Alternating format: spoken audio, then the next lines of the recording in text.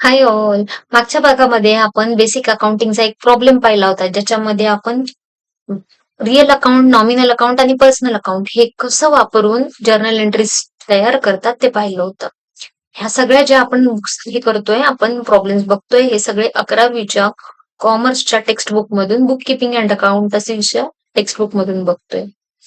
आता बघा, त्याच्यामध्ये ऍक्टिव्हिटी 1 वरती एक त्यांनी दिलेलं आहे. त्याच्यामध्ये आपण त्यांनी काय दिलेलं आहे, from the following transaction find out two aspects, two accounts, classify the accounts and fill the following table. म्हणजे याच्यामध्ये थोडक्यात त्यांनी सांगितलं की तुमचं याच्यामध्ये कोणते दोन अकाउंट होतात, नंतर त्यांना डेबिट येतं का क्रेडिट येतं, म्हणजे ते कसं येतं ते क्लासिफाय करा. म्हणजे एका टेबलमध्ये त्यांनी बनवा आणि मला सांगा. आता आपण ह्या एक एक एंट्री वाचू आणि मी तुम्हाला एक्सप्लेन करून सांगते की याची जर्नल एंट्री कशी होईल, कोणती कशी होईल आणि ती का तशी होईल, म्हणजे कोणता रिअल कोणता काउंटिंग रूल वापरून ही जर्नल एंट्री पास होईल. आता बघा, पहिला दिलेला त्यांनी, स्टार्टेड बिझनेस विथ कॅश ₹50,000. 50,000 रुपये कॅश ही बिझनेस मध्ये आणली. आता आणली म्हणल्यावरती कोणी आणणार? ऑब्व्हियसली ओनरच आणणार. जो त्याचा स्वतःचा बिझनेस आहे तोच माणूस 50,000 रुपये आणून बिझनेसमध्ये सुरू करू शकतो.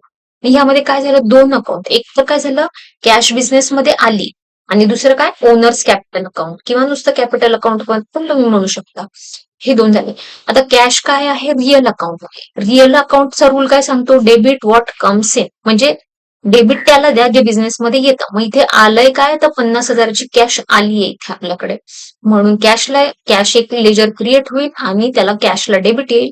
आणि second effect, dual accounting concept प्रमाणे सेकंड इफेक्ट कशाला येईल, तर कॅपिटल अकाउंटला येईल. कारण का, ओनर याने आपल्याला 50,000 रुपये दिले आहेत बिझनेसमध्ये, म्हणून पर्सनल अकाउंटच्या रूल प्रमाणे क्रेडिट द गिव्हर, ज्याच्याकडनं पैसे आलेत आपल्याला त्याला आपण क्रेडिट करणार.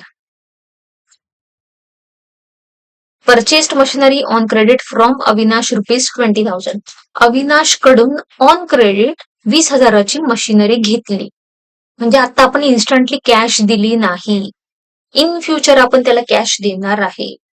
मग ट्रान्झॅक्शन मध्ये बघा काय काय झालेलं आहे. एक आपल्याकडे मशिनरी आली आहे आणि दुसरं काय, तर ती ऑन क्रेडिट आली आहे, उधारीवरती आलेली आहे. कोणाकडनं आली, तर अविनाशकडनं आली. मशिनरी काय आहे, आपण डोळ्याला दिसतं म्हणजे रिअल अकाउंट आहे. रिअल अकाउंटचा रूल काय सांगतो, डेबिट व्हॉट कम्स इन, म्हणून मशिनरीला आपण डेबिट देणार. आणि क्रेडिट आपण कशाला देणार, तर आपल्याला इन फ्युचर अविनाशला पैसे द्यायचे आहेत. अविनाश हा एक पर्सन आहे. पर्सनल अकाउंटचा रूल सांगतो क्रेडिट द गिव्हर, म्हणून अविनाशला आपण क्रेडिट देणार 20,000 रुपयांनी. एंट्री होणार, मशिनरी अकाउंट डेबिट 20,000 आणि अविनाश अकाउंट क्रेडिट ₹20,000. तिसरं आहे, purchased goods ₹5,000 from Rahul on cash. 5,000चे गुड्स आपण घेतले कॅश मध्ये राहुल कडून. कॅश जेव्हा जेव्हा दिली किंवा घेतली जाते ना, जेव्हा कॅश मध्ये परचेस होतो किंवा सेल होतो ना, तिथे मग त्या पर्सनचं, त्या माणसाचं, ज्याच्याकडनं आपण कॅश घेतली किंवा कॅश दिली तेव्हा येत नाही. आता इथे काय झालेलं आहे, परचेस झालेला आहे. परचेस झाला म्हणजे काय झाला, बिझनेसचा खर्च झाला. खर्च झाला म्हणजे नॉमिनल अकाउंटचा रूल सांगतो debit all expenses and losses, म्हणून परचेसला आपण डेबिट देणार. कितीने देणार, 5,000 देणार. आणि क्रेडिट कशाला देणार, कॅशला देणार. का, कॅश आहे रिअल अकाउंट. रिअल अकाउंटचा रूल सांगतो credit what goes out, cash आपल्या बिझनेस मधनं गेली म्हणून कॅश अकाउंटला क्रेडिट देणार.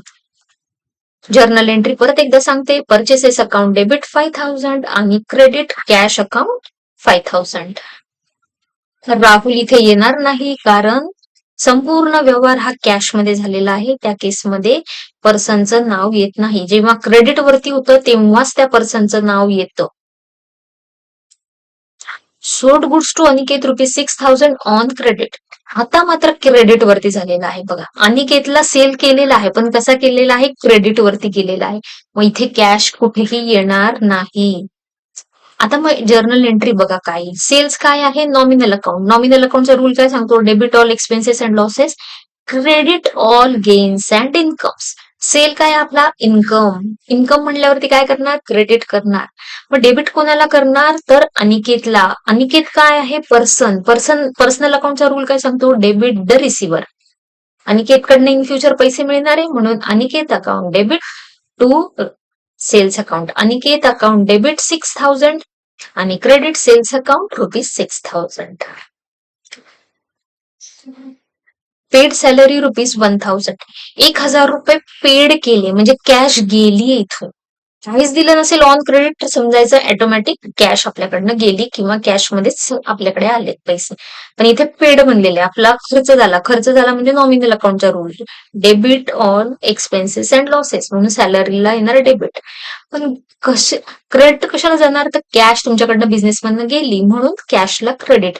रिअल अकाउंटचा रूल सांगतो क्रेडिट व्हॉट गोज आउट म्हणून कॅशला आपण क्रेडिट करणार. जर्नल एंट्री परत एकदा सांगते. Salary account debit ₹1,000. Credit cash account ₹1,000. Sold old tables for ₹3,000. जुने टेबल होते आपल्याकडे फर्निचर मधले जुने टेबल होते आपल्याकडे ते आपण सेल केले. सेल केले म्हणजे काय केले आपल्याकडे कॅश आली. किती आली 3,000 रुपये आली. कॅश काय आहे रिअल अकाउंट आहे. टेबल काय आहे ते सुद्धा रिअल अकाउंटच आहे कारण फर्निचर हे रिअल अकाउंट मध्ये येतं. रिअल अकाउंटचा रूल काय सांगतो debit what comes in credit what goes out. Debit त्याला द्या जे बिझनेस मध्ये येतं. काय आलं बिझनेस मध्ये तर कॅश आली कारण का टेबल विकलं आणि कॅश घेतली 3,000 रुपये म्हणून कॅशला डेबिट. आणि काय गेलं व्हॉट गोज आउट तर टेबल गेले फर्निचर गेलं म्हणून टेबलला credit. Journal entry cash account debit आणि क्रेडिट टू टेबल अकाउंट किंवा टू फर्निचर अकाउंट ₹3,000. हेच तुम्हाला इथे प्रॉब्लेम मध्ये फिलअप करायचं आहे सर्व.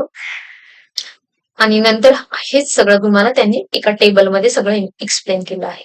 जे मी तुम्हाला आता इथे एक्सप्लेन केलं आहे हे तुम्ही मी दिलेलं एक्सप्लेन केलेलं तुम्ही हे बघत बघत खालचा चार्ट तुम्ही ऐकू शकता म्हणजे जेणेकरून तुम्हाला अजून क्लिअर होईल.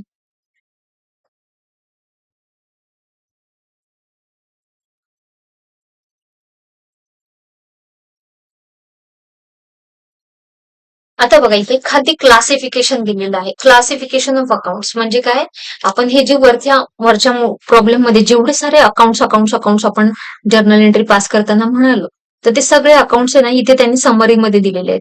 म्हणजे ऍसेट्स असतील काय काय येतं त्याच्या आतमध्ये. लायबिलिटी असतील तर त्याच्या आतमध्ये काय काय येतं. कॅपिटल लक असेल तर त्यामध्ये काय काय येतं.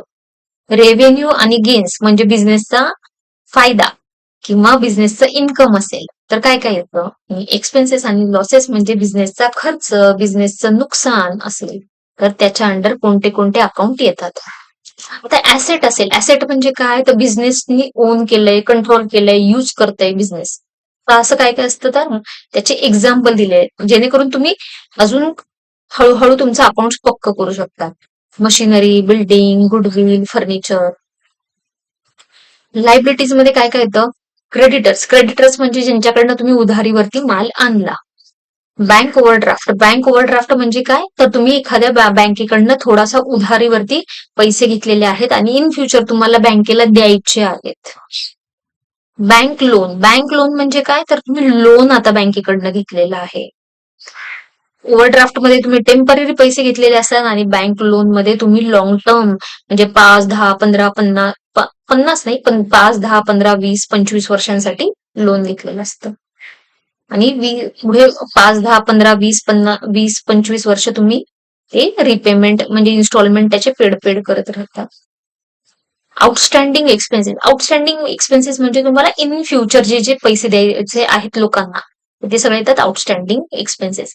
ह्या सगळ्या झाल्या लायबिलिटीजची लिस्ट खूप मोठी आहे पण त्यांनी तुम्हाला अंडरस्टँडिंग साठी छोटी छोटी लिस्ट दिलेली आहे. आता कॅपिटल अकाउंट मध्ये जनरली ही माणसांचीच नावं येतात. इथे दिलेले आहे for example Aditya's capital account Girish capital account mister Haridas capital account mister Sharma's capital account. जे ओनर आहेत ज्यांनी ज्यांनी बिझनेस स्टार्ट केलेला आहे ज्यांनी ज्यांनी स्वतः पैसे गुंतवलेले आहेत त्यांचं नावावरती बिझनेस आहे सगळ्यांचं हे capital account. Revenues and gains म्हणजे बिझनेसचं income commission received dividend received rent received interest received जेवढं जेवढं बिझनेसमध्ये पैसे येतात कुठल्या कुठल्या सोर्सेस मधनं येतात वेगवेगळ्या ठिकाणांवरनं येतात तर ते सगळे सोर्सेस किंवा तेवढे तेवढे सगळे इन्कमचे तुम्हाला टाइप्स इथे दिलेले आहेत. Expenses and losses. जेवढे जेवढे बिझनेस मधनं खर्च होतात, जेवढे जेवढे बाहेर जातात बिझनेस मधनं, त्याच्यामुळे बिझनेसचा प्रॉफिट हा कमी कमी होत जातो. तर असे सगळे खर्च, वेजेस आपल्याकडे काही वर्कर असतील कंपनीमध्ये तर त्यांना द्यायला लागतात. ऑडिट फीज, जर का तुम्हाला सीए अपॉइंट केला तर त्याला ऑडिट फीज द्यायला लागतात. लॉस बाय फायर, एखाद्या वेळेस तुमचं नुकसान झालं आग लागून, तर असे लॉसेस असतात वेगवेगळे. आग लावून होऊ शकतं किंवा एखाद्या वेळेस तुमचं ते चोरीला जाऊ शकतं, मग ते लॉस बाय थेफ्ट येतं. पण हा बिझनेसचा एक प्रकारे लॉस होतो, म्हणजे जेणेकरून printing and stationery account etcetera, म्हणजे बिझनेसचा ज्याच्यामुळे प्रॉफिट हा कमी होतो. हे सगळे लॉसेस आणि एक्सपेन्सेस ह्या कॅटेगरीमध्ये येतात. पुढच्या भागामध्ये आपण अशीच अकाउंटिंगची बेसिक कन्सेप्ट बघूया. व्हिडिओ आवडल्यास लाईक करा आणि नक्की तुमच्या फ्रेंड्स बरोबर जे अकाउंटिंग शिकताय, ज्यांना करिअर करायचे अकाउंटिंग मध्ये, त्यांच्याबरोबर नक्की शेअर करा, जेणेकरून ज्ञान हे दिल्याने वाढेल. आणि कमेंट मध्ये मला तुम्हाला आणखीन एखादा टॉपिक अकाउंटिंगच्या टॉपिक वरती व्हिडिओ हवा असल्यास मला नक्की सांगा. मी नेक्स्ट व्हिडिओ त्याच्यावरती बनवेल. चॅनलवर नवीन असतात तर तुमचं पण एक अकाउंट इथे चॅनलला सबस्क्राईब करून ओपन करा. थँक्यू. बाय.